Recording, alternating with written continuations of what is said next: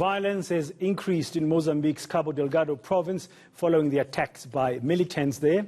Thousands of people have been killed, while close to 500,000 have been left homeless and displaced. Now, jihadists have also taken control of a strategic port in that province. So what's the latest situation in that gas-rich province of Cabo Delgado? Well, let's chat to Adriano Nuvunga, who's a director of the Mozambique Center of Democracy and Development. Adriano, good morning. Just let's start there. I know you're an academic, not a journalist, but from what you know, how bad is the situation as we speak to you now in Cabo Delgado? Good morning. The situation is really bad, as we have seen escalation of the conflict and attempts by the insurgents to occupy other districts than those previously occupied of Mocímboa da Praia. So there is intensification and continuous attacks to villages, and the humanitarian situation is really appalling. So the latest we have is that they are spreading from into new districts. Is there any clarity at this stage that these are really linked to ISIS, as earlier reported?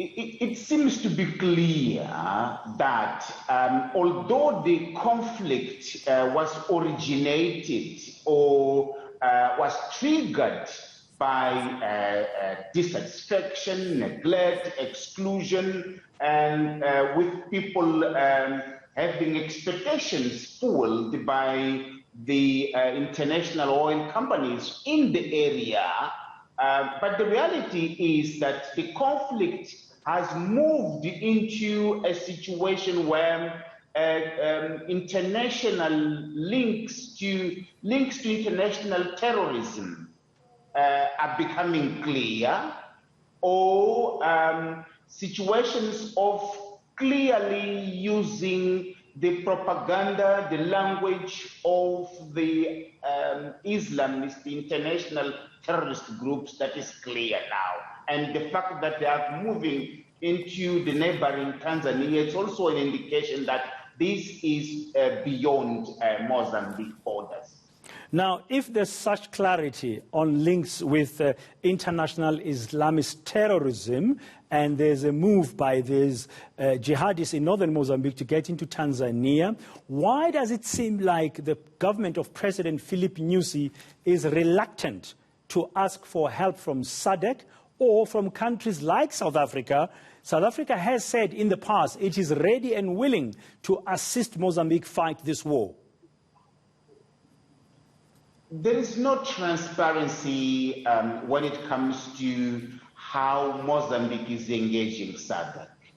And it comes as a surprise that Mozambique is not properly using SADC with President Nyusi being the chair of SADC. What we see is a more appetite to go to the EU, to the European Union to ask for support, probably because the international oil companies that are exploring gas in that area, they are Western companies. But we have expected that Mozambique would engage SADC in a robust and transparent manner. That is not happening, but rather we see appetite from Mozambique government to use private military companies from South Africa. So apparently Mozambique is more inclined into bilateral and also resorting to private military groups instead of SADC as a multilateral mechanism of the region. What is the reasoning there? Is there clarity? What's the rationale for the government of Mozambique to use mercenaries? That I cannot tell, but the reality is that resorting in private military companies, it also gives space for corruption to take place. You know, in a conflict, there is no proper procurement. So this is something that we are looking at domestically here, as it's an issue of concern to us in terms of how much is being spent with these private military groups, and that money could be used in a more transparent and accountable manner if SADC as a multilateral was engaged, which seems not to be happening at the moment. Adriano, and at the moment we're hearing figures like more than 2,400 people have been killed since 2017, and the numbers are rising, and more than 500,000 Mozambicans have been displaced from their homes. They find themselves in neighboring provinces of Nampula and Nyasa. So we are having a humanitarian crisis in that part of Mozambique now.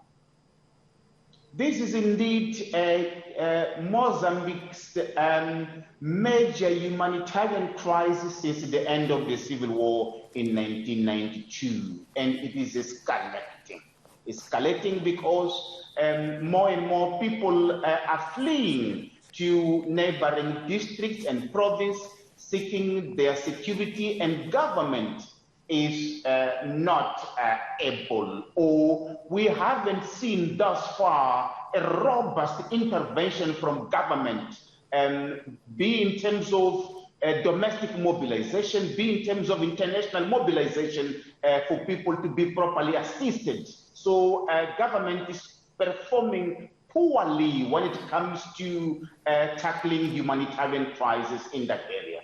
Now, finally, you said the jihadists are now spreading to different districts across Cabo Delgado, even crossing the Rovuma River into neighboring Tanzania in the north.